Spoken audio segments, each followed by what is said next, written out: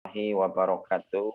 Waalaikumsalam. Waalaikumsalam warahmatullahi wabarakatuh. Waalaikumsalam warahmatullahi Hamdan wa syukran lillah, sholatan wa salaman ala rasulillah. Allahumma sholli ala sayyidina Muhammad wa ala ali sayyidina Muhammad. Yang sama-sama kita hormati Ustadz Khairul Anam Warahmatullahi wabarakatuh. MSI kalau nggak salah ya, atau MSI. Kemudian juga seluruh peserta kuliah studi Islam online yang pada pagi hari ini sama-sama kita berjumpa di majelis daring. Semoga ini tidak mengurangi dari keutamaan kita tholabul ilmi dan kita diberikan kebaikan oleh Allah Subhanahu wa taala. Amin ya rabbal alamin. Baik Bapak Ibu semuanya, langsung saja agar waktunya bisa terpakai dengan maksimal. Bismillahirrahmanirrahim. Kita akan membahas Imam Muslim dan karya fenomenal beliau, yaitu kitab Sahihnya, yaitu Sahih Muslim. Kalau kemarin kita mengenal tentang Imam Al-Bukhari, ya, Imam Al-Bukhari. Al-Bukhari itu nama aslinya kan bukan Al-Bukhari, bukan, tetapi adalah Muhammad, ya. Hanya kemudian yang terkenal adalah dengan sebutan nama daerahnya, yaitu Bukhari, Bukhara, yaitu Bukhari.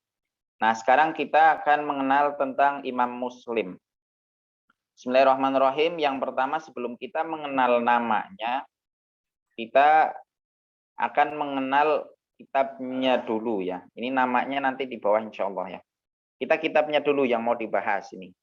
Baik, bismillahirrahmanirrahim. Imam Muslim, ya, Imam Muslim ini nggak apa-apa, kita bahas kitabnya dulu. Imam Muslim ini punya kitab yang terkenal, nanti namanya apa? Nah, yang terkenal di kalangan kita namanya adalah kitab Sahih Muslim, gitu ya. Apakah itu nama yang diberikan oleh Imam Muslim atau enggak seperti itu? Baik, kita cek semuanya, ya. Baik, nama kitab dari kitab Imam Muslim yang akan kita bahas pada siang hari ini atau pagi hari ini, ya. Ternyata Imam Muslim itu tidak menyebutkannya secara tekstual. Jadi beliau nggak menyebutkan, ya, bahwa saya akan menulis sebuah kitab yang bernama bla bla bla bla. Itu kitab yang bernama Sahih Muslim. Itu nggak seperti itu. Beda halnya seperti kemarin, ya. Seperti Imam Al-Bukhari. Kalau Imam Al-Bukhari kemarin menyebutkan di dalam muqaddimahnya bahwa beliau akan menulis, menghimpun sebuah hadis, ya, sebuah kitab yang disebut dengan namanya panjang kemarin, ya, bukan Sahih Al-Bukhari, itu nama terkenalnya di kalangan kita, di kalangan umat Islam, tetapi namanya panjang, Al-Jami, ya, Al-Jami As-Sahih Al-Musnad, ya, kemarin sudah min hadis Rasulullah Shallallahu Alaihi Wasallam wa sunanihi wa ayyamihi, ya, itu yang Imam Bukhari kemarin, ya, panjang, kemudian terkenal di kalangan kita sebagai Sahih Bukhari. Nah, tapi kalau Imam Muslim sendiri itu beliau tidak kemudian menyebutkan bahwa nanti kitab yang akan beliau tulis itu namanya adalah kitab Sahih Muslim. Waalaikumsalam. Akan tetapi para ulama kemudian memberikan nama, ya. Para ulama yang memberikan nama ini, yang menamai karya Imam Muslim ini kemudian diberi nama. Ya, di antaranya ada yang menyebut bahwa karya Imam Muslim ini disebut dengan Al-Jami', ya, Al-Jami'. Kemarin sudah kita bahas. Al-Jami' itu apa? Kitab hadis yang menghimpun seluruh, ya, bab-bab di dalam agama, ya. Ada akidahnya, ada fikihnya, kemudian ada tafsirnya, ada sejarahnya, ada manaqib, ya, biografinya, biografi para sahabat, ya. Itu Al-Jami' namanya. Jadi dia nggak hanya menjelaskan tentang bab fikih saja, nggak hanya menyebutkan tentang bab akhlak saja, nggak hanya menyebutkan tentang sifat-sifat saja, sifat-sifat Nabi, ya. Kalau sifat-sifat Nabi nanti Sama'il ya, akhlak itu sama'il. Nanti kalau misal katakan hanya di bidang fikih saja nanti ada sunan. Kemudian ada lagi musonaf. Nah, itu. Tetapi ini al-jami. Al-jami itu adalah berarti kitab hadis yang menghimpun seluruh bahasan di dalam ilmu agama. Baik itu ilmu fikih, ya, ilmu akidah, ya, maupun ilmu akhlak, ya, ilmu akhlak atau tazkiyatun nafas. Di sana dibahas. Nah, ini yang menamai karya Imam Muslim yang kita kenal dengan Sahih Muslim sebagai Al-Jami, diantaranya adalah Imam Fairuzabadi, kemudian Ibnu Hajar Al-Asqalani, kemudian Haji Khalifah, Konuji, dan yang lain-lain. Nah, ini yang menyebutkan itu, yang menamai karya Imam Muslim yang fenomenal yang kita kenal dengan Sahih Muslim, itu dinamai oleh ulama tadi yang saya sebutkan dengan Al-Jami. Kemudian ada lagi yang menyebutkan bahwa karya Imam Muslim ini adalah namanya Al-Musnad. Ya, kemarin Imam Bukhari kan namanya ada Al-Jami As-Sahih gitu ya. Al-Jami As-Sahih Al-Musnad. Nah, ini kalau karya Imam Muslim ini dipisah-pisah nih. Ada yang menyebutkan bahwa karya beliau adalah Al-Jami. Kemudian ada yang menyebutkan lagi, ya, ini disinggung oleh Imam Muslim sendiri, tetapi bukan di kitab Sahih Muslimnya, tetapi di luar, ya. Jadi bukan di prolog atau muqaddimah kitab Sahih Muslimnya, bukan. Tetapi di kitab lain, ya, misal katakan Ustadz Anam punya karya A. Tetapi di karya A ini beliau nggak menyebutkan bahwa karya A ini dinamai kitabnya itu judulnya A, nggak disebutkan. Tetapi Ustadz Anam punya karya lain, ya, misal karya lain, misal kitab C. Nah, di dalam kitab C itu kemudian di dalamnya menyinggung bahwa ada yang saya bahas juga di dalam kitab A. Nah, kitab A itu disebutkan tuh, di situ disinggung, menyebutkan bahwa nggak dinamai sih, tetapi saya bahas juga di kitab A, disebutkan di sana. Nah, di sini Imam Muslim juga sama. Di dalam Sahih Muslimnya beliau, di dalam muqaddimah atau prolognya, di pendahuluannya nggak menyebutkan nama daripada kitab yang beliau tulis itu, akan tetapi di karya beliau yang lain itu kemudian beliau menyebutkan, menyinggung. Ya, apa namanya? Al-Musnad. Kemudian ada lagi Al-Musnad As-Sahih. Ya, Imam Muslim menyebutkan di tempat lain. Di sini saya kutip perkataan beliau. Imam Muslim berkata, "Mawadatu syai'an fi kitabi hadzal musnad illa bihujjah," katanya beliau. Saya tidak kemudian menulis, ya, satupun hadis di dalam kitabku ini, ya, kitabku ini Al-Musnad, tuh disebutin Al-Musnad. Nah, jadi di situ disebut Al-Musnad. Nah, itu disebutkan di situ ada kata Al-Musnad. Illa bihujjatin, kecuali ada argumen. Jadi hadis-hadis yang ditulis oleh beliau nanti ada alasannya. Kenapa beliau tulis kayak gitu? Enggak sembarangan. Ya, kalau kita misal hafalan, kemudian yang penting yang saya hafal saya tulis supaya kelihatan banyak. Itu enggak seperti itu. Beliau enggak seperti itu. Kemudian beliau menulis itu ada alasannya nanti, ya.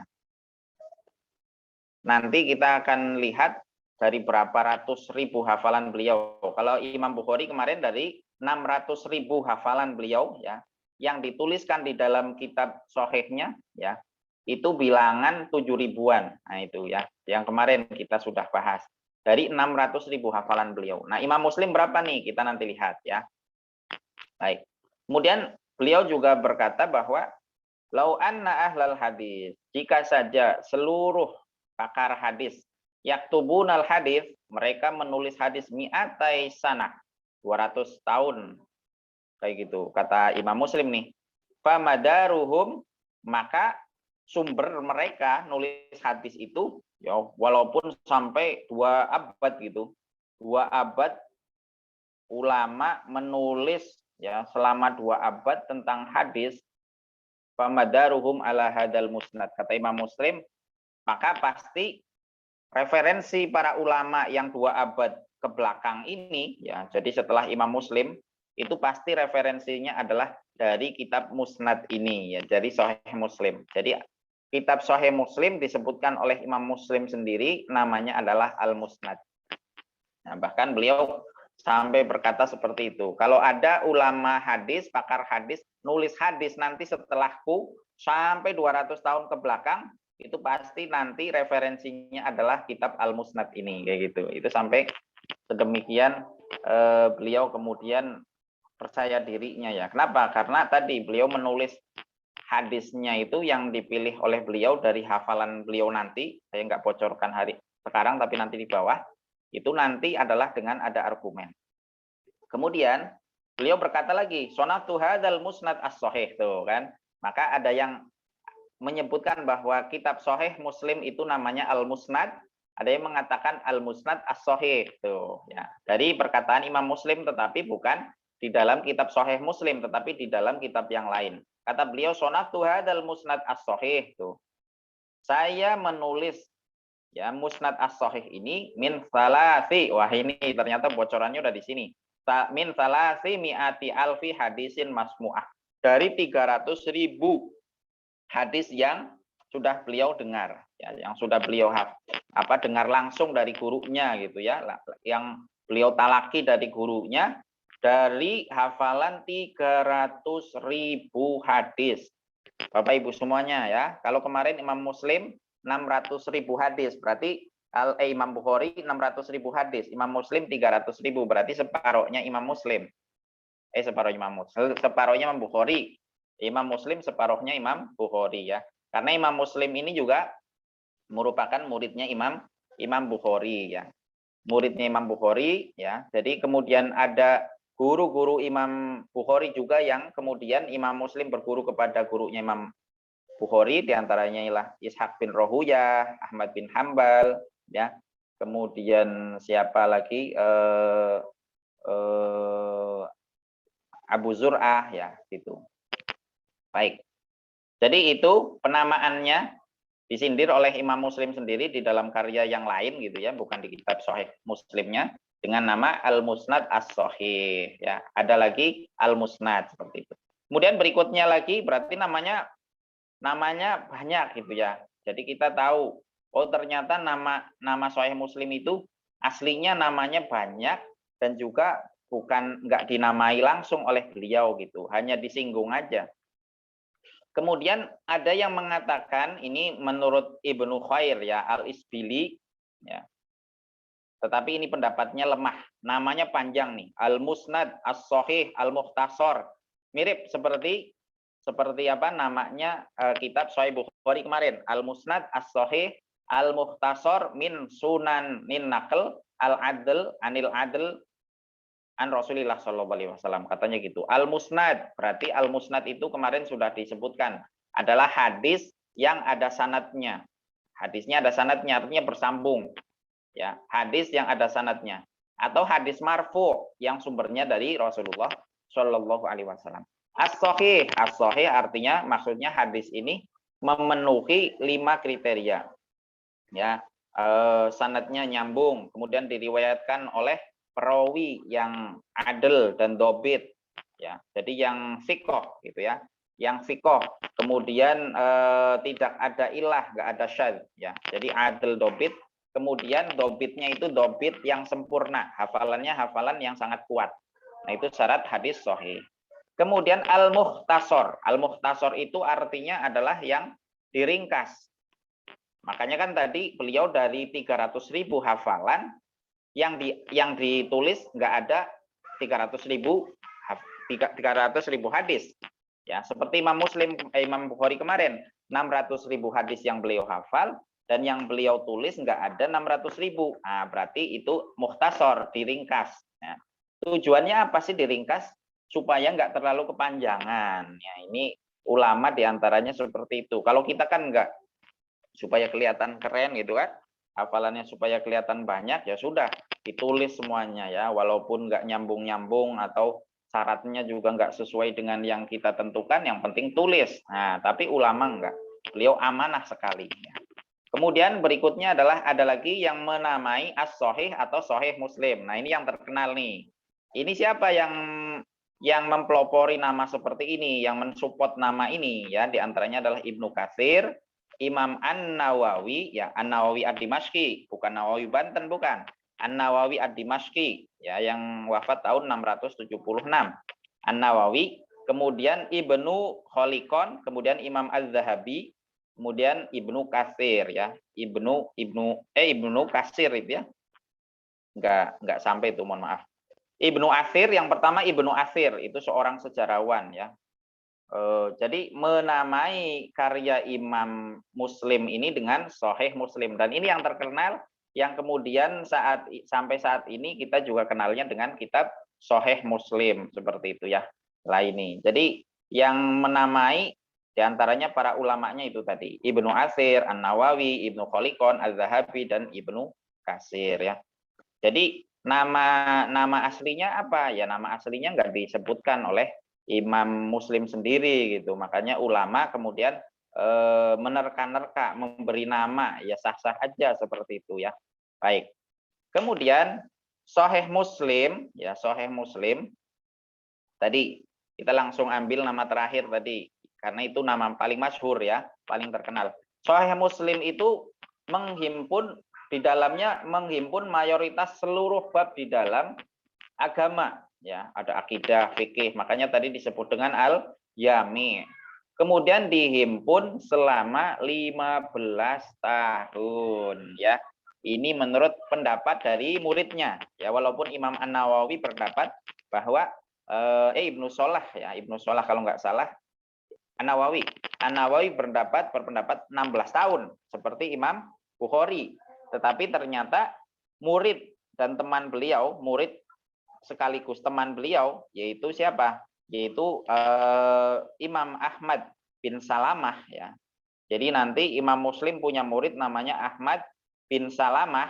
Ini murid plus teman gitu. Udah teman murid juga, jadi seusia lah. Gitu. Ini nanti beliau menyampaikan bahwa dan Ahmad bin Salamah ini adalah orang yang menemani Imam Muslim rihlah ya, melakukan perjalanan mencari hadis itu sendiri, mencari ilmu dan mencari hadis itu ditemani oleh tadi murid dan temannya namanya Ahmad bin Salamah. Nah, seperti itu. Dan nanti diantaranya Ahmad bin Salamah inilah yang kemudian menjadi sebab nanti adanya Sahih Muslim. Nanti kita akan bahas di bawah ya. Jadi dihimpun selama 15 tahun ya, 15 tahun. Dan dihimpun di negaranya sendiri. Nah, nama negaranya mana belum disebutin kan, nanti di bawah tuh profil Imam Muslimnya gitu ya. Nggak apa-apa. Jadi nanti ditulis di negaranya sendiri, di kampungnya sendiri, di kotanya sendiri oleh Imam Muslim seperti itu. Dan prosesnya hampir mirip seperti prosesnya Imam Bukhari. Apa? Yaitu setelah selesai disodorkan kepada gurunya ya, disodorkan kepada gurunya. Seperti Imam Bukhari kemarin juga setelah selesai disodorkan juga kepada gurunya, yaitu Imam Ishaq bin Rohaweh. Nah, begitu juga Imam Muslim juga sama, disodorkan kepada gurunya, yaitu Imam Abu Zur'ah. Baik. Kemudian di dalam kitab Sahih Muslim ini nanti jumlahnya nanti kita akan bahas, dipilih dari 300.000 hadis yang dihafal ya. Tadi itu dari mana jumlah atau nominal ya? Nominal 300.000 itu dari mana? Ya dari ucapan Imam Muslim sendiri tadi ya. Saya menulis kitab hadis ini ya dari 300.000 hadis yang telah didengar ya.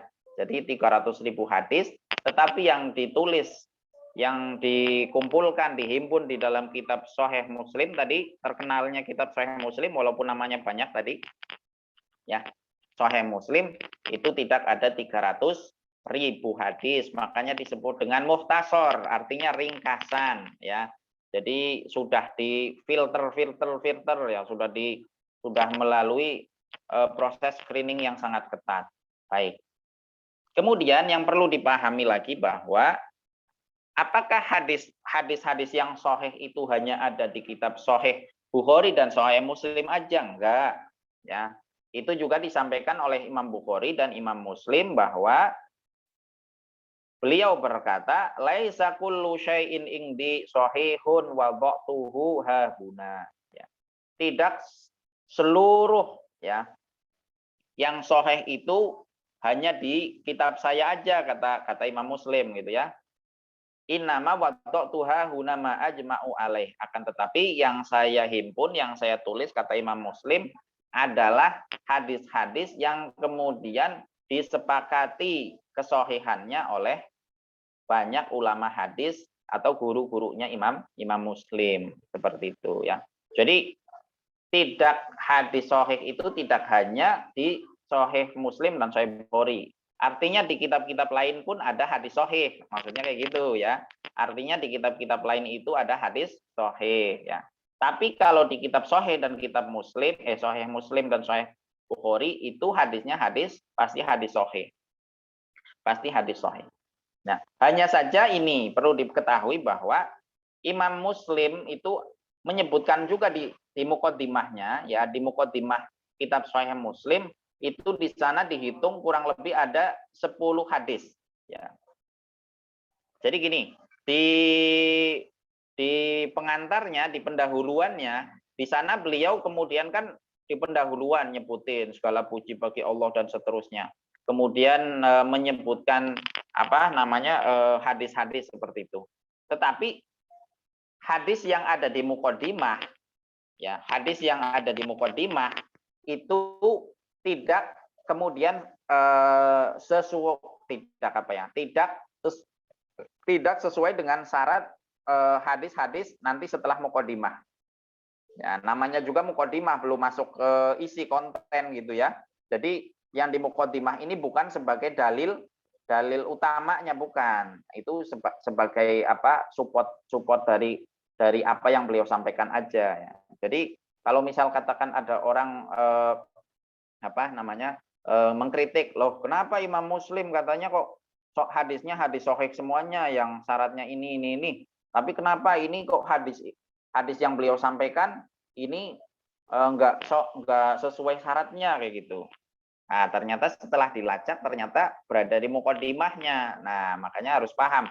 Nah, ini muqaddimah, belum sampai ke dalam konten. Nah, kalau yang disyaratkan sesuai syarat sahih beliau, yaitu adalah di isinya nanti, mulai di isinya. Seperti itu ya, bukan di muqaddimahnya. Kalau muqaddimah bebas-bebas saja ya. Kalau misal muqaddimah ngambil misal saya punya karya, kemudian di muqaddimahnya saya ngambil quote dari seseorang gitu, atau saya ngambil syair dan seterusnya, sah-sah aja gitu ya. Tetapi kalau sudah masuk kepada konten, maka harus fokus sesuai dengan kriteria yang ditentukan. Ya, jadi balik lagi bahwa hadis sahih itu tidak hanya di Sahih Bukhari dan Sahih Muslim aja, tetapi juga masih ada juga di kitab-kitab lain. Makanya kita nanti akan kenal ada yang namanya kutubus sitah. Ya, kutub itu artinya buku-buku, ya kitab hadis, sitah itu artinya 6. Nah, nanti berubah menjadi kutubut tis'ah, ya tis'ah. Jadi kitab referensi utama Ahlus Sunnah wal Jamaah nih, Ahlus Sunnah wal Jamaah ya. Ahlus Sunnah wal Jamaah itu nanti yang paling populer itu yang 6 dulu gitu. Karena di dalam ini yang saya tuliskan di situ adalah sesuai urutan ya dari kriteria sahihnya gitu. Dari kriteria sahihnya yang paling sahih banget ya, yang pertama di sini saya sebutin Sahih Bukhari, yang kedua Sahih Muslim, yang ketiga Sunan An-Nasa'i, 4 Sunan Abi Dawud, 5 Sunan At-Tirmidzi, 6 Sunan Ibnu Majah. Insyaallah nanti kita akan bahas yang 6 ini. Ya, ini berdasarkan urutan ya tingkat kesohihannya. Jadi yang paling sahih Sahih Bukhari. Setelah itu Sahih Muslim, setelah itu Sunan Nasa'i. Jadi di kitab-kitab ini ya terdapat hadis-hadis yang sahih ya. Jadi seluruh hadis yang diriwayatkan oleh Rasulullah Shallallahu Alaihi Wasallam itu tidak hanya di Sahih Bukhari dan Sahih Muslim aja, ada juga di kitab-kitab hadis yang lain seperti itu. Ya, misal nggak disebutin di Sahih Bukhari, nggak disebutin di Sahih Muslim, tapi disebutin di kitab yang lain. seperti itu. Kemudian tadi yang sudah saya sampaikan bahwa beliau proses kepenulisan dari Imam Muslim ini adalah setelah selesai kemudian beliau memberikan karyanya kepada gurunya untuk dicek. Siapa? Kepada Abi Zur'ah Ar-Razi. Ya, ini guru beliau ya. Termasuk juga gurunya Imam Bukhari. Kemudian kata beliau, fakullu ma asyara anna lahu illah taraktuhu. Kalau guru saya itu bilang, wah ini ada masalah nih di hadis ini, maka enggak diambil. Wa kullu ma qala innahu shahih wa laisa lahu illah kharrajtuhu. Nah, ini jadi melalui proses diskusi dengan gurunya. Kalau kata gurunya ini, wah hadis ini sahih, ya sudah saya tulis. Oh hadis ini enggak sahih, maka ya walaupun beliau ini alim ya, tetapi beliau masih kemudian berdiskusi dengan gurunya ya. Dan gurunya ini lebih alim lagi seperti itu. Maka berdiskusi tadi dengan Abi Zur'ah Ar-Razi. Baik. Kemudian kita masuk kepada penulisnya tadi. Saya balik ya, karyanya dulu, kemudian ini penulisnya. Nah, penulis dari kitab tadi, kita boleh sebut dengan Al-Jami, kita boleh sebut dengan Al-Musnad atau Al-Musnad As-Sahih, atau nama yang panjang tadi, panjang banget, Al-Musnad, Al-Mukhtasar, Minas Sunnah ya.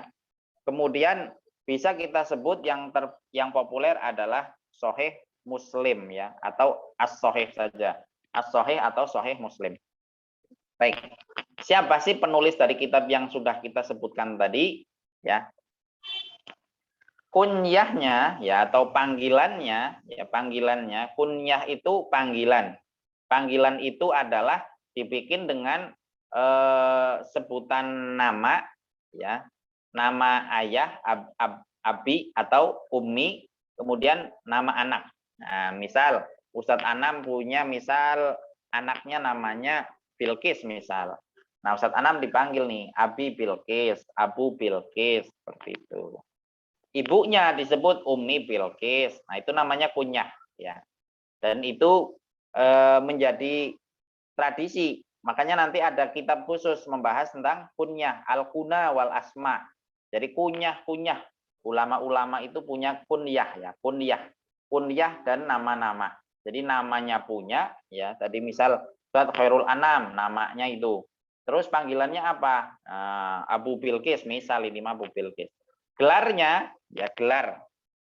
Hanya saja ini bukan akademik ya, gelar di dalam keagamaannya ya, kalau di kita itu kiai gitu ya, buya, syekh gitu ya. Ya Pak, apa gelarnya? Hafiz ya. Imam, hujjah. Nah, ada hafiz, imam, hujjah. Kemudian nama lengkapnya, kalau kemarin Imam Bukhari kan apa? Amirul Mukminin, kemudian hafiz ya. Imam juga. Nama lengkapnya adalah Muslim bin Hajjaj bin Muslim. Nah, jadi nama Sahih Muslim itu sesuai dengan namanya. Jadi sahihnya apa nih? Sahih Muslim.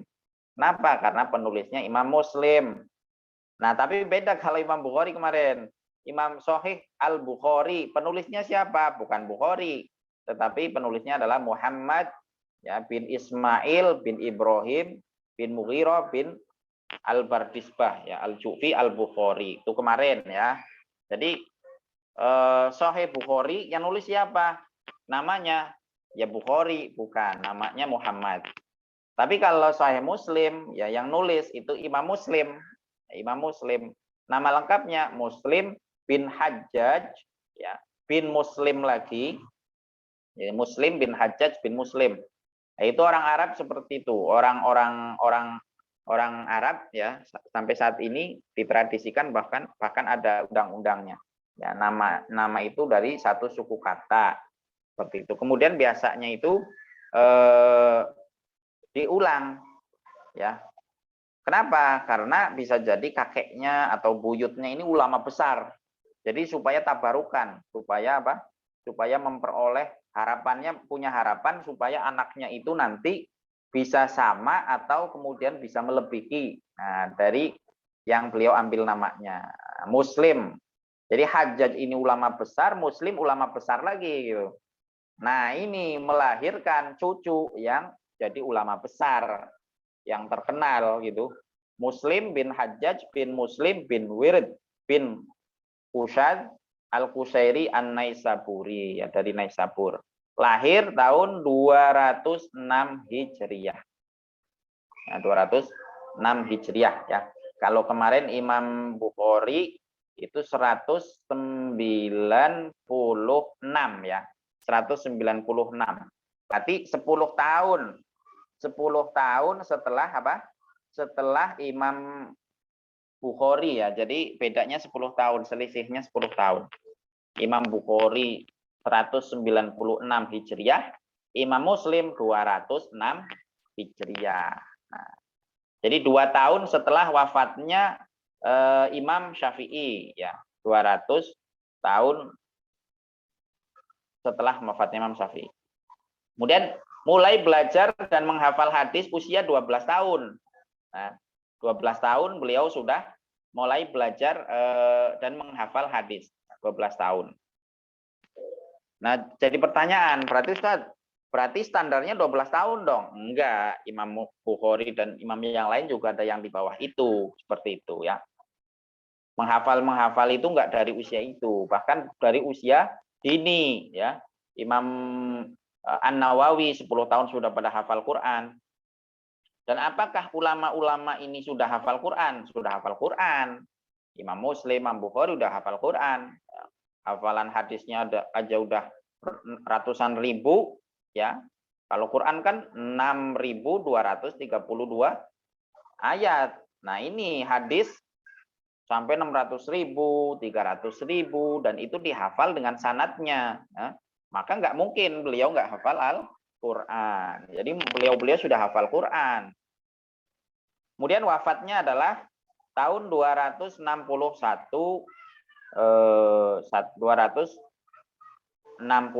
Hijriah. Ya, usianya nggak terlalu lama, yaitu 55 tahun. Ya, itu. Nah, nanti beliau kemudian Imam Bukhari kemarin ketika rihlah ya. Ketika rihlah melakukan perjalanan nanti mampir dari Bukhara ke Naisabur, itu nanti 2 kali Imam Bukhari ke Naisabur 2 kali. Yang kali pertama itu ketika beliau Imam Muslim masih kecil ya. Jadi kan Imam Bukhari tadi udah 10 tahun. 10 tahun Imam Muslim baru lahir gitu. Kemudian ketika usia 15 tahun, beliau si Imam Bukhari ini pergi ke mana? Pergi ke Naisabur. Jadi Imam Muslim umurnya berapa saat itu? 5 tahun. Nah, 5 tahun. Jadi belum mulai belajar. Ya, mulai menghafalnya kan usia 12 tahun. Maka nanti Imam Muslim di dalam kitab Sahih Muslim ini, walaupun guru beliau adalah gurunya Imam Muslim ini adalah Imam Bukhari, tetapi Imam Muslim nggak menyebutkan hadis-hadis yang kemudian ada sanad Imam Bukhari-nya. Ya. Kenapa? Nah, ini kita lihat di sini. Jadi Imam Bukhari itu pernah ke Naisabur itu 2 kali ya. 2 kali. Kali pertama adalah ketika Imam Muslim usianya 5 tahun ya, 5 tahun. Kemudian kali keduanya itu adalah di tahun 250 Hijriah. Padahal 250 Hijriah. Ya, 250 Hijriah. 250 Hijriah. Padahal Imam Muslim itu sudah selesai gitu. Menulis kitab Sahih Muslimnya sudah selesai. Sudah selesai. Jadi gimana? Ya udah, berarti kan nggak ada hadis-hadis yang bersumber dari Imam Bukhari yang kemudian dituliskan di dalam kitab Sahih Muslim. Nah, ini perlu diketahui oleh Bapak Ibu semuanya. Nanti Imam Bukhari di tahun yang di perjalanan kedua itu yang di Naisabur ya, itu 5 tahun. Tapi kalau yang pertama yang pertama itu enggak lama ya. Tetapi yang kedua itu 5 tahun. Tetapi 5 tahun beliau di Naisabur, tetapi Imam Muslim sudah selesai nulis sahihnya gitu. Sehingga walaupun beliau berguru kepada Imam Bukhari, maka enggak ada hadis-hadis yang bersumber dari Imam Bukhari yang dicantumkan di dalam kitab Sahih Muslim. Seperti itu ya, itu perlu diketahui. Baik, wafat beliau adalah tahun 261 61 Hijriah ya, usianya 55 tahun. Nah, 55 tahun Bu, Pak ya. Jadi kalau dikonversikan ke Masehi kurang lebih 53 tahun. Pendek nggak tuh? Pendek. Makanya biasanya ini kalau orang yang lempeng-lempeng hidupnya itu pendek-pendek usianya ya. Maka kalau yang nggak lempeng-lempeng ya berarti gimana gitu. Makanya kan diantaranya Gus Baha itu jadi orang nggak usah lempeng-lempeng gitu. Karena kalau lempeng-lempeng ya, misal katakan kita beli buah, pasti yang diambil adalah yang buah yang cakep-cakep dulu gitu ya, nggak mungkin yang jelek baru diambil dulu, nggak mungkin. Nah itu, makanya usianya pendek, 53 tahun secara Masehi gitu ya. Baik. Kemudian latar belakang kepenulisan ya, faktornya. Kalau kemarin faktor dari Imam Bukhari ada 2 ya.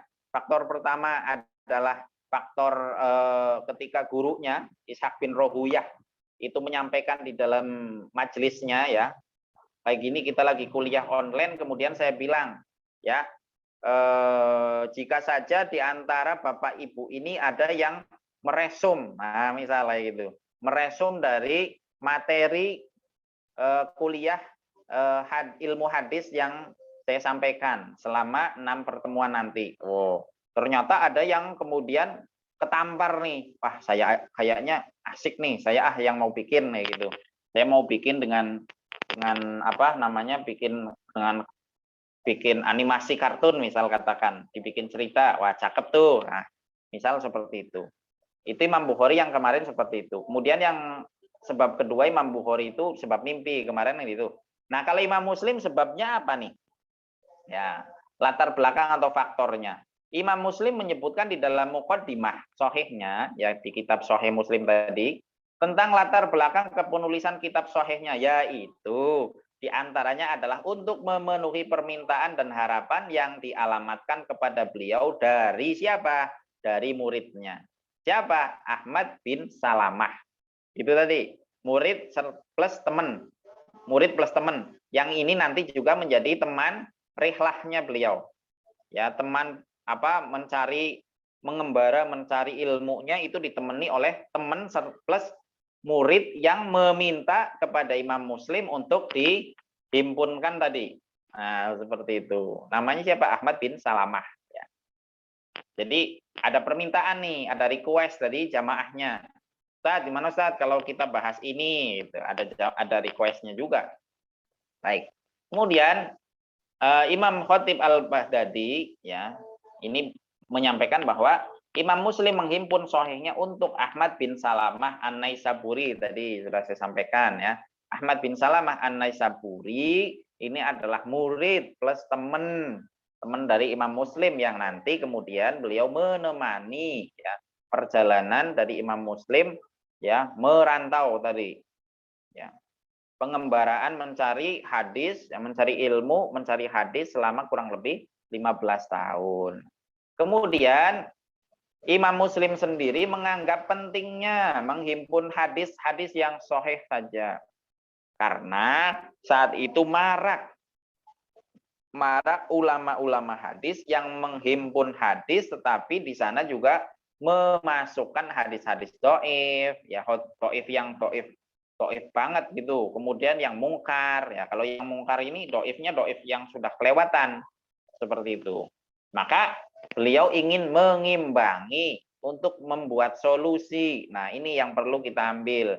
Ya, pelajarannya, hikmahnya adalah ketika ada masalah kita cari solusinya, bukan kita kemudian berkutat pada masalahnya. Ya, kita bilang ini. Nah, pertanyaannya, kamu kasih solusi apa gitu. Kalau nggak kasih solusi ya sudah diem aja, nggak usah nambah masalah. Nah, Imam Muslim ini melihat di masyarakatnya ada beberapa ulama di bidang hadis, ya, tadi menghimpun tidak hanya hadis sahih aja. Nah, orang awam nggak paham. Kalau orang awam nggak paham, yang penting kalau si Syekh Fulan gitu ya, dia bikin karya ya sudah, saya terima aja gitu. Nah, maka melihat itu, beliau kemudian punya inisiatif untuk menghimpun hadis yang sahih saja. Nah, itu latar belakangnya ya. Baik, jumlah hadisnya. Nah, jumlah hadis tadi ya. Dari berapa tadi? Dari 300.000 hafalan Imam Muslim. Ada berapa yang dihimpun di dalam kitab Sahih Muslim? Ada beberapa pendapat, ya, ada beberapa pendapat. Yang pertama, pendapat yang pertama adalah dari Abu Quraish Al-Hafiz, ya. Beliau Hafiz juga nih. Jadi setingkat tadi Imam Muslim juga Hafiz. Beliau mengatakan bahwa ada 4.000-an hadis, ya, 4.000-an hadis. Jadi nggak dibilang secara terperinci 4.000 berapa gitu. Atau 3.000 berapa, enggak. Jadi yang penting 4.000-an hadis, itu kata Imam Abu Quraish Al-Hafiz.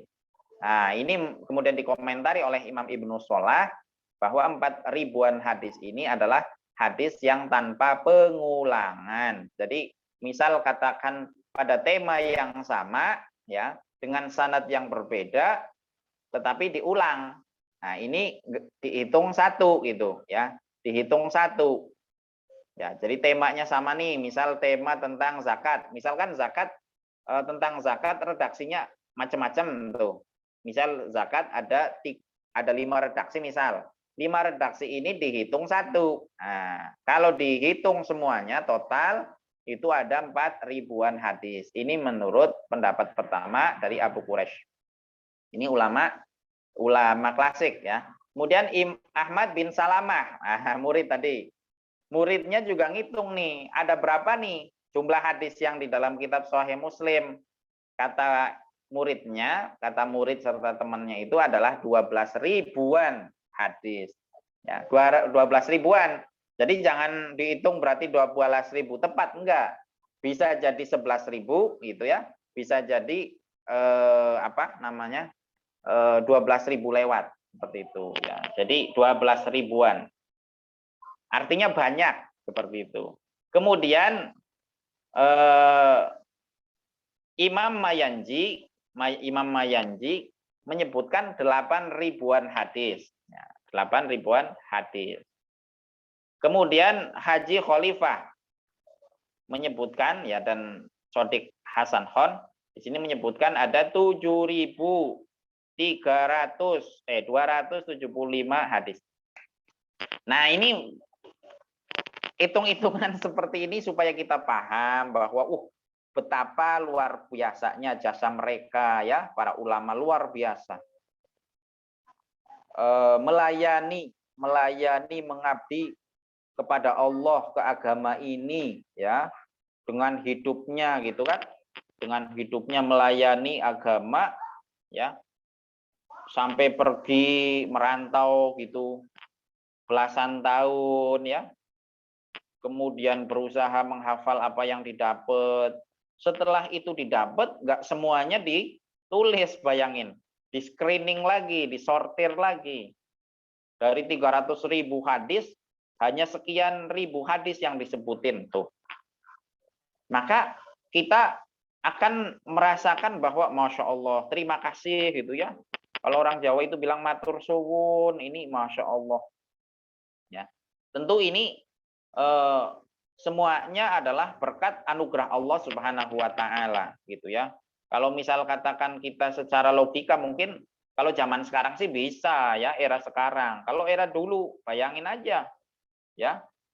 Waktunya sama 24 jam kan sama. Setahun juga waktunya sama seperti kita. Tapi keberkahannya berbeda. Nah, itu yang Allah berikan kepada para ulama seperti itu ya. Jadi kita supaya bisa menghargai Masya Allah luar biasanya. Ya, hafalannya tadi 300.000 hadis, yang dimasukkan cuma sekian ribu hadis. Tiba-tiba ada orang yang nggak hafal hadis ribuan, 1.000 aja enggak. Apalagi 300.000 hadis. Tiba-tiba kemudian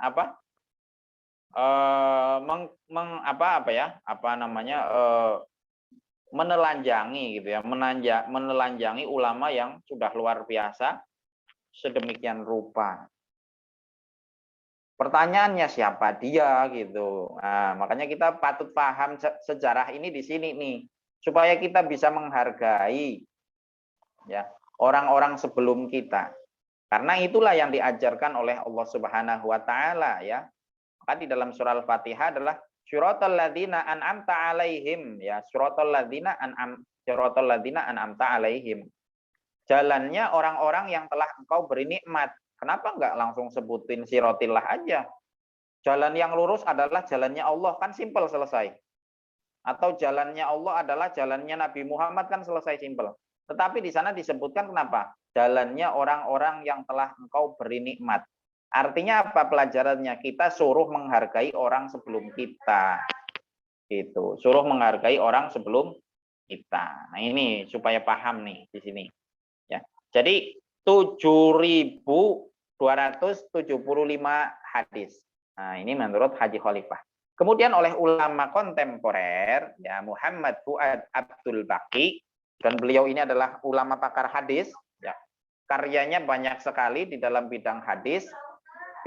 Beliau punya menghitung, ya, hadisnya itu kurang lebih ada 3.033 hadis, ya. Ada 3.033 hadis tanpa pengulangan dan 5.770 hadis pengulangan tapi tanpa syawahid dan mutabaat. Nah, syawahid dan mutabaat ini harus belajar tentang ilmu hadis. Ilmu hadis. Ya, jadi belajar tentang ilmu hadis. Jadi syawahid dan mutabaat.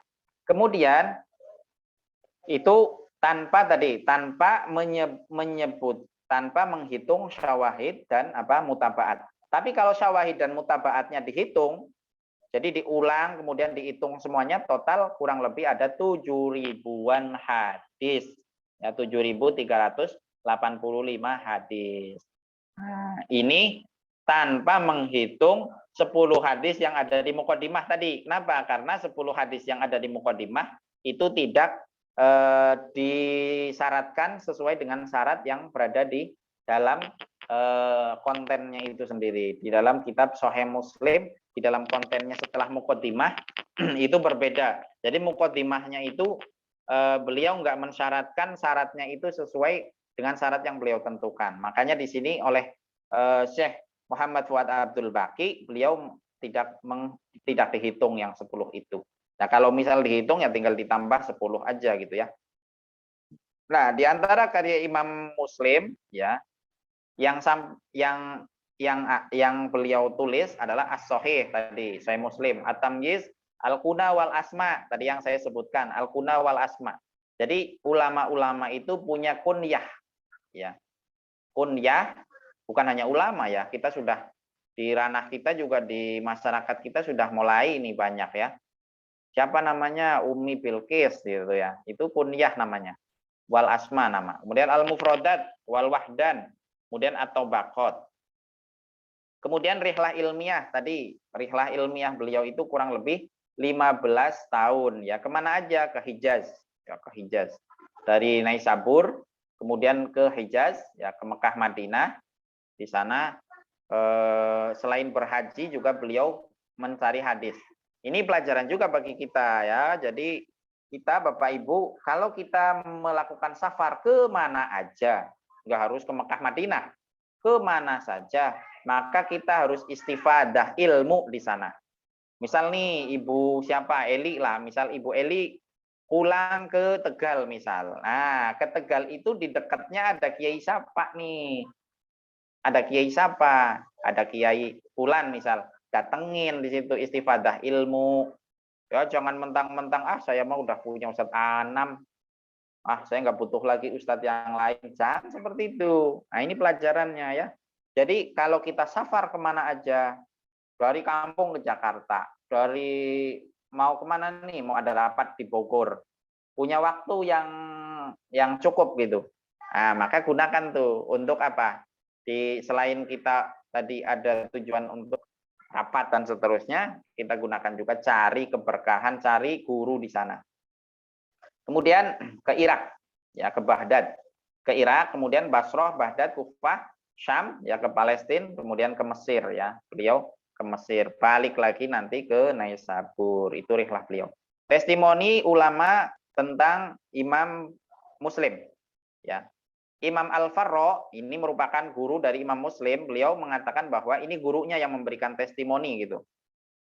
Muslim merupakan salah satu ulama dan tempat tersimpannya ilmu. Loh. Jadi testimoni dari gurunya mengatakan bahwa murid saya itu seorang ulama. Nah, itu sudah gimana itu sudah masa kayak kita yang bukan gurunya gitu ya, bukan muridnya juga gitu.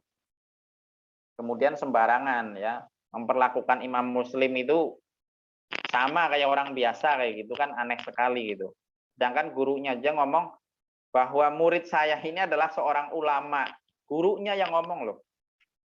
Kemudian Ibnu Shalah, ya, ulama hadis mengatakan Allah telah meninggikan derajat imam Muslim hingga tempat tertinggi, hingga menjadi imam dan hujjah. Ya. Mulai terkenal dan berakhir pada ilmu hadis dan yang lainnya. Jadi yang paling terkenal di bidang ilmu hadis. Ya. Tetapi bukan berarti imam Muslim ini nggak menguasai ilmu-ilmu yang lainnya, menguasai. Nyatanya ada nanti tafsirnya, ya, sejarahnya, berarti tahu ilmu yang lain. Kemudian murid dan teman dari imam Muslim berkata, saya menyaksikan Imam Abu Zur'ah dan Imam Abu Hatim lebih mendahulukan Imam Muslim bin Hajjaj dalam bidang hadis dibanding terhadap masyayikh di masa mereka berdua, ya. Padahal Abu Zur'ah ini gurunya, ya. Abu Zur'ah gurunya Imam Muslim gitu ya. Tetapi kata temennya Imam Muslim bahwa Abu Zur'ah ini kalau dalam bidang hadis, ya, itu selalu mendahulukan apa yang disampaikan oleh muridnya tadi, Imam Muslim. Kemudian Imam Nawawi berkata bahwa Imam Muslim merupakan salah satu pemimpinnya ulama dalam bidang hadis dan merupakan pembesar yang terkenal dalam hal ini, hafiz dan mutqin, pengembara untuk mencari ilmu dan hadis kepada para imam tiap daerah dan negara. Nah, jadi jalannya nggak hanya, ya, alasannya tadabbur alam gitu ya. Tadabbur alam untuk apa? Untuk mencari Tuhan, mencari keindahan Tuhan. Nah, ya kalau kayak gitu nggak selesai. Padahal di dalam diri kita itu juga terdapat keindahan dan kita bisa menemukan Tuhan kita.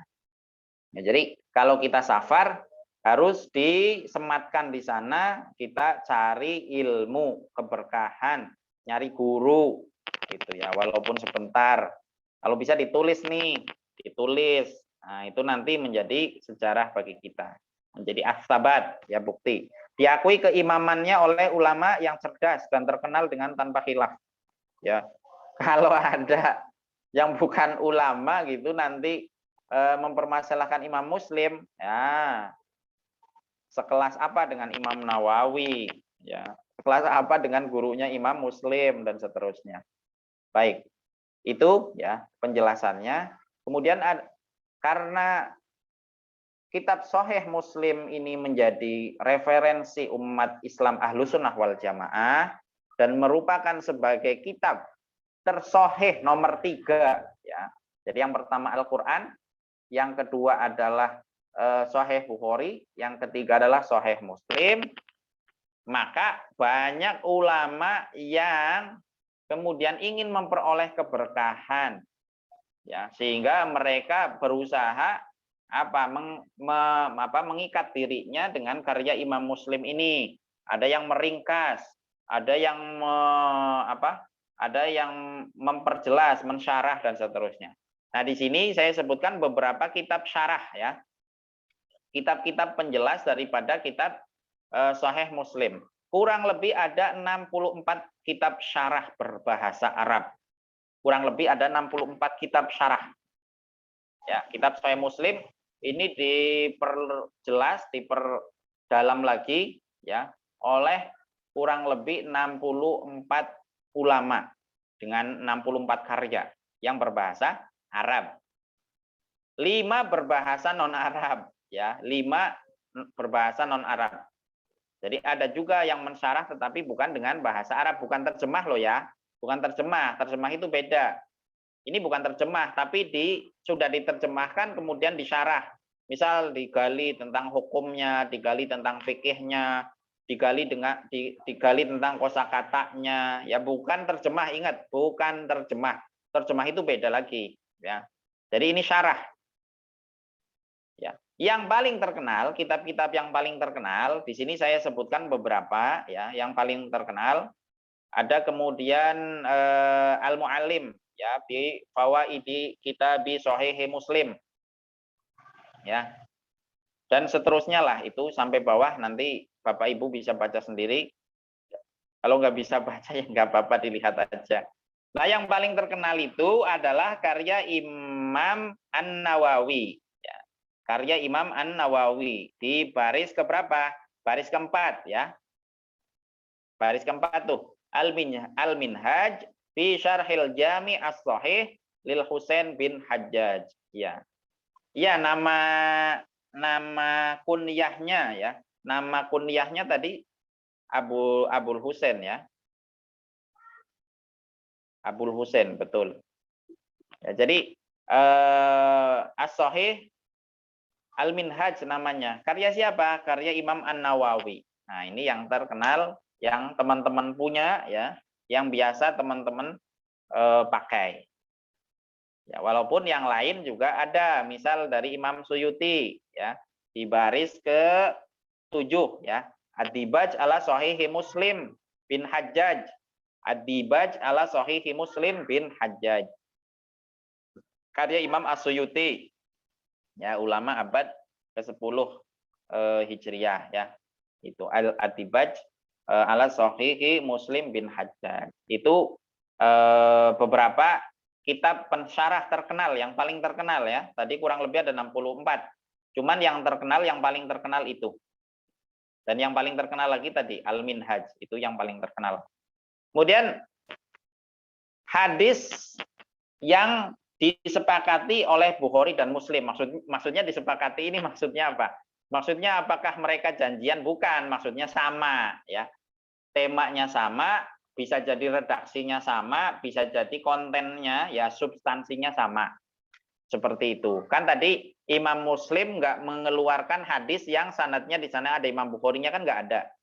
Ya, kenapa alasannya? Tadi kan saya sudah terangkan. Karena Imam Bukhari ke Naisabur itu waktu Imam Muslim masih kecil, usia 5 tahun, kemudian ke Naisabur lagi, menetap selama 5 tahun, tapi Imam Muslim nulis Sahih Muslimnya udah selesai. Ya udah selesai. Jadi nggak mungkin dong dimasukin lagi kan nggak mungkin gitu. Sudah selesai gitu. Ya. Maka ada beberapa ulama yang menghimpun, ya, melacak keberadaan hadis yang ada di Sahih Bukhari dan ada juga di Sahih Muslim gitu. Karena gurunya kan sama. Ya, ada beberapa guru yang sama, ya, bukan nggak sama semuanya. Ada beberapa guru yang sama. Dari gurunya Imam Bukhari merupakan gurunya Imam Muslim. Nah, itu. Dan Imam Bukhari ini gurunya Imam Muslim. Imam Muslim ini muridnya Imam Bukhari. Kayak gitu, ya. Maka ada beberapa ulama yang kemudian berusaha menghimpun hadis yang al-muttafaq alaih, ya, al-muttafaq alaih. Artinya ada di Sahih Bukhari dan ada di Sahih Muslim. Ada di Sahih Bukhari dan ada di Sahih Muslim. Di antaranya adalah namanya Al-Jam'u Bainas Shahihain. Ya. Punya Imam Muhammad bin Abdullah Al-Juzki. Ya, kemudian yang kedua Al-Jam'u Bainas Shahihain, sama namanya. Cuman pengarangnya yang berbeda. Muhammad bin Abi Nasr Futuh Al-Humaidi, ya, abad ke-5 Hijriah. Kemudian Al-Jam'u Bainas Shahihain, sama namanya, ya.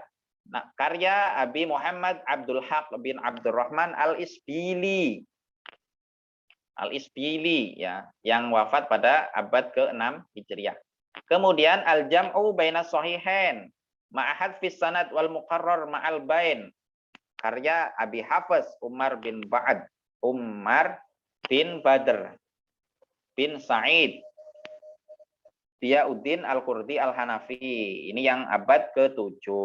Kemudian ada di abad kontemporer, tadi yang sudah kita sebutkan, yaitu Syekh Muhammad Fuad Abdul Baqi. Beliau juga ada sebuah karya menghimpun hadis-hadis yang ada di dalam Sahih Bukhari dan ada di Sahih Muslim, yang kita sebut dengan Al-Muttafaq Alaih.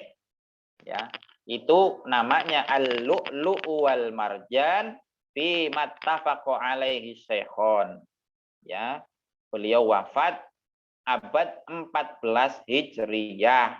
Ya, sekarang kan abad ke berapa? 15 ya. 1443 kan sekarang. Nah, itu beliau wafat 1388 Hijriyah. Menurut beliau yang beliau lacak kurang lebih hadis yang ada di Sahih Bukhari pun ada di Sahih Muslim, sama-sama hadisnya sama-sama ada, itu kurang lebih ada 1906 hadis. 1906 hadis.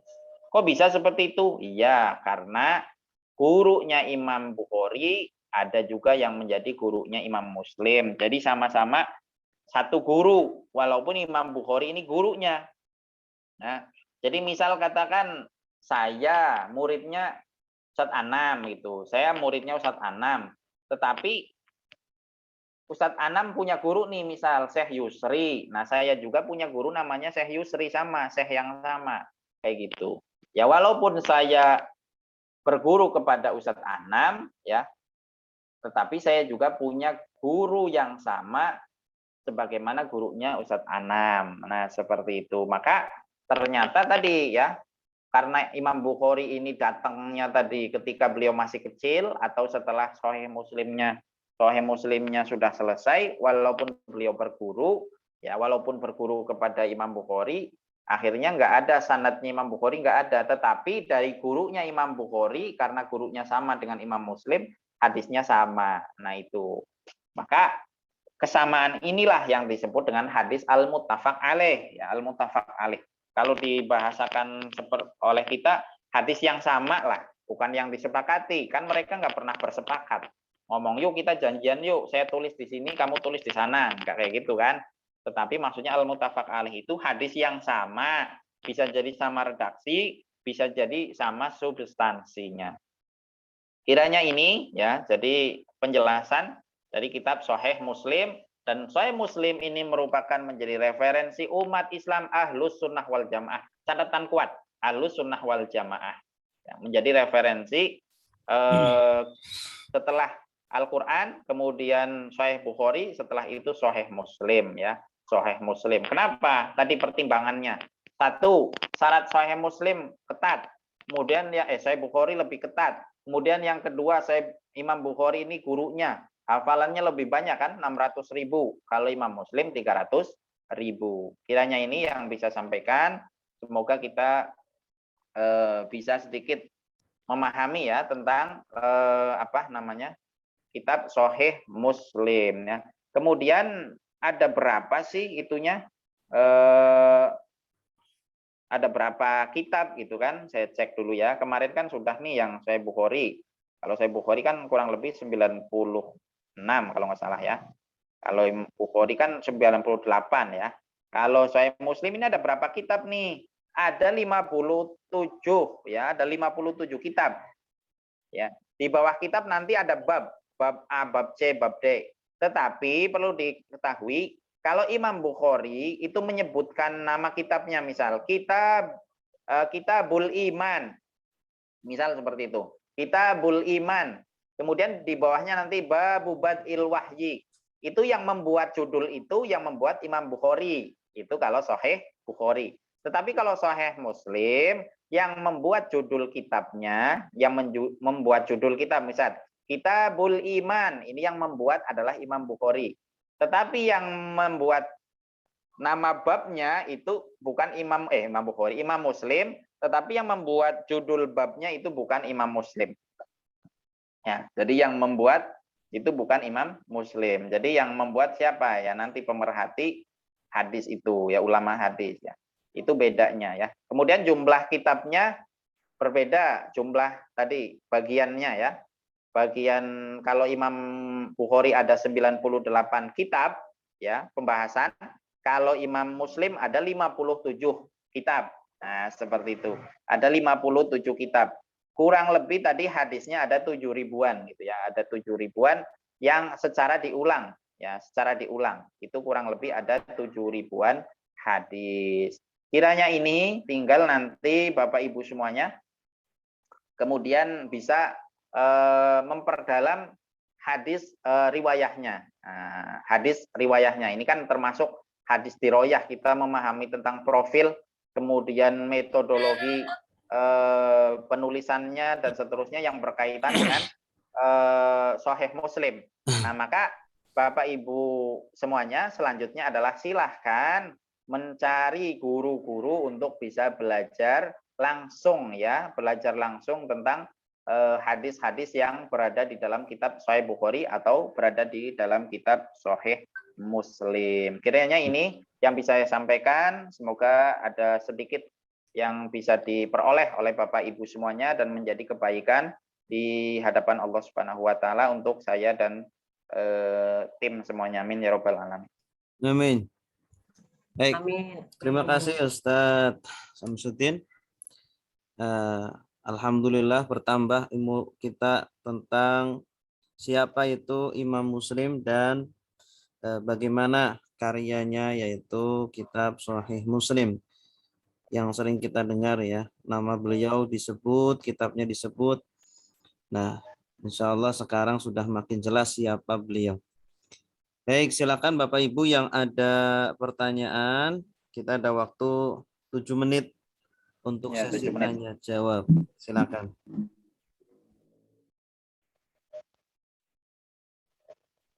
Itu Pak, itu saya hanya komen-komen saja di chat. Ya, Oh iya. jadi banyak saya sendiri Pak. Terima kasih Hmm. atas pencerahannya. Ada pertanyaannya, Bu? Enggak ada. Nggak ada. Ya, ya. Jadi memang kita secara umum pun kaum muslimin berbeda jauh kualitasnya dengan kaum muslimin zaman dahulu. Ya, dari ulamanya juga sudah sangat berbeda kualitasnya. Jadi tidak heran kalau masyarakatnya pun berbeda. Baik, silakan ada pertanyaan berkaitan dengan Imam Muslim dan kitab Sahih Muslimnya. Baik, nggak ada kayaknya. Baik, Nggak ada. saya tambahin sedikit aja sebagai penutup. Nggak ada ya? Ya, Baik. ada. Insya Allah nggak ada. Saya tambahin aja bahwa ulama itu mereka menghabiskan waktunya tadi ya. Kita lihat beliau menghabiskan waktunya untuk ilmu. Karena pintu menuju Allah diantaranya yang paling terdekat itu adalah ya al-alim itu ya, sumber ilmu, al-alim gitu ya, sumber ilmu. Karena kalau kita lacak firman pertama kan ikro, jadi membaca, jadi pengetahuan ilmu itu ya. Jadi kemudian Allah Subhanahu wa taala di dalam firman-Nya juga innama yakhsyallaha min ibadihil ulama gitu kan, yang paling khusyuk, yang paling takut kepada Allah, yang paling takut ya kalau misal ada ahli ibadah tapi kemudian dia bukan ulama dengan ahli ibadah dan ulama, kita kemudian kita komparasikan ya, kita bandingkan, itu pasti akan beda jauh sekali.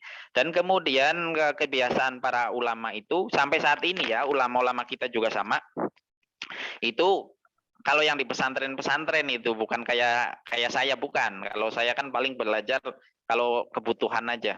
Tapi kalau ulama-ulama itu kayak yang di pesantren itu luar biasa. Mereka mengajar dari subuh, kemudian nanti siang jam 9 udah ngajar lagi, nanti habis zuhur ngajar lagi, habis asar ngajar lagi, habis maghrib ngajar lagi, habis isya ngajar lagi. Ini saya keinget Imam An-Nawawi juga sama dulu waktu awal-awal belajar itu, waktu ke mana, ke tinggal di dekat masjid Bani Umayyah ya, Al-Jami Al-Umawi, itu beliau juga mengalokasikan waktu belajarnya itu dalam sehari 12 jadwal. 12 jadwal, bayangkan. 12 jadwal, kalau satu jadwalnya itu 2 jam, habis 24 jam dong. Kalau satu jadwalnya 1,5 jam, berarti berapa? 18 jam habis untuk mencari ilmu gitu ya. Gitu.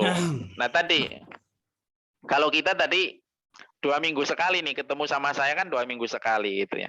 Artinya ya secara keilmuan tentu jauh. Tetapi ulama-ulama kita yang di pesantren-pesantren itu tadi mereka kemudian berusaha untuk kemudian meneruskan tradisi para ulama-ulama terdahulu tadi menghidupkan ilmu agama. Mereka belajar dari mulai pagi, siang mengajar lagi, kemudian habis zuhur ngajar lagi, asar ngajar lagi, itu seperti itu ya. Semoga kalau kita nggak bisa seperti itu, nah kita minimal itu mencintai mereka. Semoga kita yuhsyarul mar'u ma'aman ahab, kan katanya seperti itu. Maka jangan salah kita mengidolakan.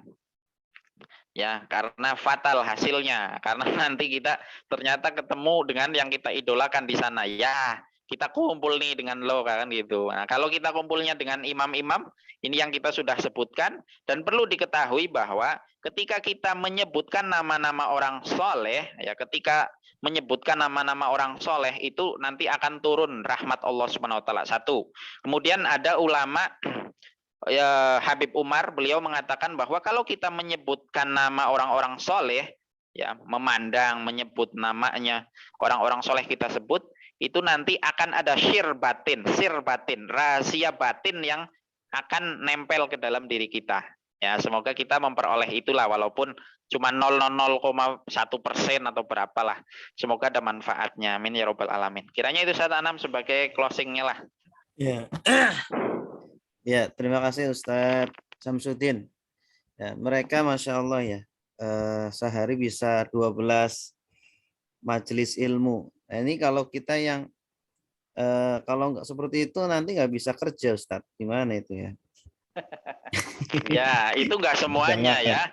Perlu dipahami nggak semuanya, nggak harus kayak gitu semuanya Bapak Ibu semuanya kan.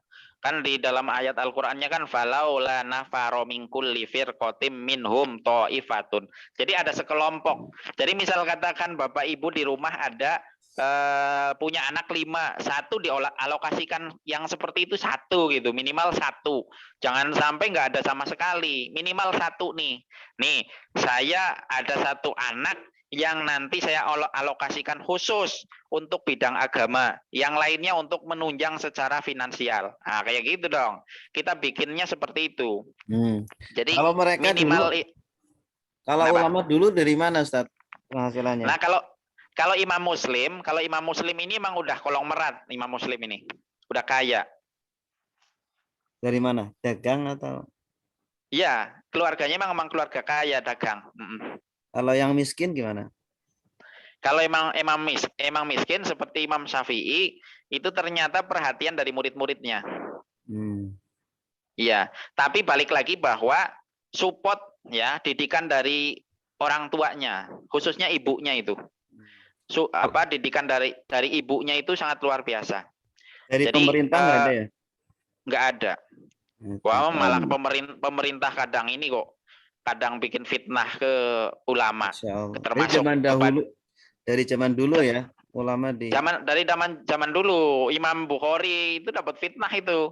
Wafatnya sakit. Masya Allah. Iya ya, jadi nggak usah sekarang dikit-dikit kriminalisasi ulama lah, nggak usah. Ya. Ya, yang penting kalau sudah lurus niatnya karena Allah Subhanahu Wa Taala ya. Ya ini Bu Rini katanya sudah terlanjur. Nggak ada yang terlanjur Bu. Nggak apa-apa. Yang penting tadi terjun di bidang apapun nggak apa-apa. Yang penting jangan lupa ya harus belajar agama. Guru saya, gurunya Ustadz Anam, Syekh Yusri Rusdi. Beliau itu seorang dokter ya, bukan dokter dan dokter gitu. Beliau ketika setelah selesai waktu itu mau memutuskan untuk berhenti ya. Ketika bertemu dengan gurunya Syekh Al-Humari, guru spiritual dan guru akademisi beliau ya. Guru ngaji sama guru spiritualnya, guru zikirnya Syekh Al-Humari dari Maroko. Beliau kemudian kok kayaknya saya kayaknya cenderungnya di bidang agama deh. Akhirnya beliau sharing kepada gurunya kepengen putus kuliah. Udahlah saya mau kuliahnya mau putus aja lah. Karena kuliah saya kan bidang kedokteran gitu. Tapi kata gurunya apa? Kamu lanjutkan karena itu yang sudah Allah tentukan dan sudah Allah pilih. Kamu lanjutkan, tetapi kamu harus bertanggung jawab di bidangnya.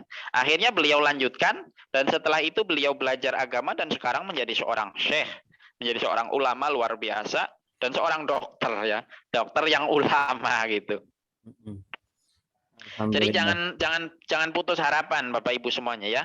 Nggak ada yang namanya terlambat. Jadi ayo selagi Sahabat kita masih aja iya belajarnya betul udah tua ya. Iya, para sahabat Imam Abu Hurairah yang menjadi pemimpinnya para penghafal hadis aja itu kan masuk Islamnya itu udah tua, kolot gitu kan, udah kolot. Udah kayak gitu nemuin gurunya cuma 4 tahun. Itu aja semangatnya luar biasa, ya. Maka apalagi kita yang sejak lahir itu sudah dari oroknya itu udah Islam gitu ya. Makanya jangan sampai kita semangatnya itu kalah dengan mereka-mereka yang baru kenal Islam. Kiranya itu aja. Jangan ada rasa terlambat. Harus belajar.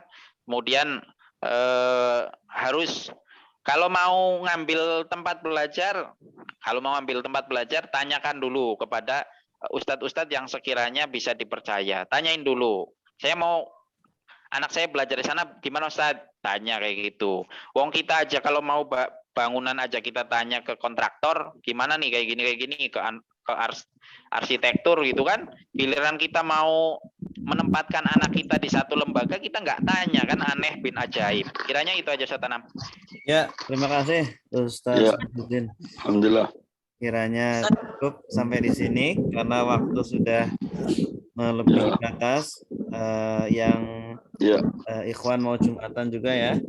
Terima kasih Bapak Ibu, Ustaz Samsudin, semoga bermanfaat ilmunya. Insyaallah kita lanjut hari Senin. Kita tutup dengan doa kafaratul majlis. Subhanakallahumma wa bihamdika asyhadu an la ilaha illa anta astaghfiruka wa atubu ilaik. Assalamualaikum warahmatullahi wabarakatuh. Terima kasih.